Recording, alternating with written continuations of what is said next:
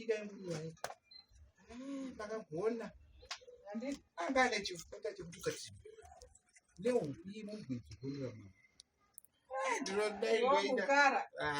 chalono kara kana kahuku kaita musaitika kupisa ndakabhoire ikabhoira munyatso mama uyu ukarora uchanetsa mama kozvine zviteretse green hai saka nai mama uchikafu chedu mumba hamuna chikafu chekuti tidye uyu uyu ndayo asi right anodyisa too much mwana dumbu rake rori vamwe uchiswera nenzara yachingodya ndione chiko ndiyogone muromo here mwana wenyu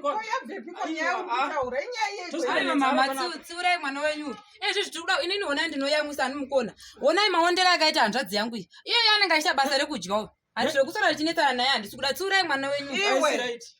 imimi munoshandepi aiwa ngatimi munoshandepiko yangu ndikasashanda asi limit yayo mwana wenyu ndiye ega ari pano iwe anosafa nekushandira dumbu iri ngaarishandire kusvikira razara aiwa but kaangafana haangadyeka because omudumbu anaro but haungafana udya wega shamwari ndikutaura nawe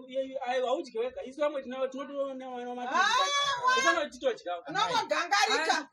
aiwa mayo taurai zveshuwanga tiri kuda kunyatsokuonesana taurai nemunhu wenyu zvakanaka nemwana wenyu wekuti tichazopedzisira tamuitira utsinye tokuudzai onai zvakati hanzvadzi yangu onai izvizvi onai mwana wangu zvando nenzara mukaka hausi kubuda unobuda sei saka utsinye uri kuda umuitira uda mupoizena kungotaura ai aringotaura hapana poison utsinye wauri kuda kuita ndewechipa mwana wangu nganzwisisewo kuti pane vanhu pano asi ega girosari raanounza mumbamo ishoma osaka kana auya negrosari which means anofanira kuridya ndiye anofanirwa kudya kana kuti atenga kwaiwa ndiye oga odya here ndiye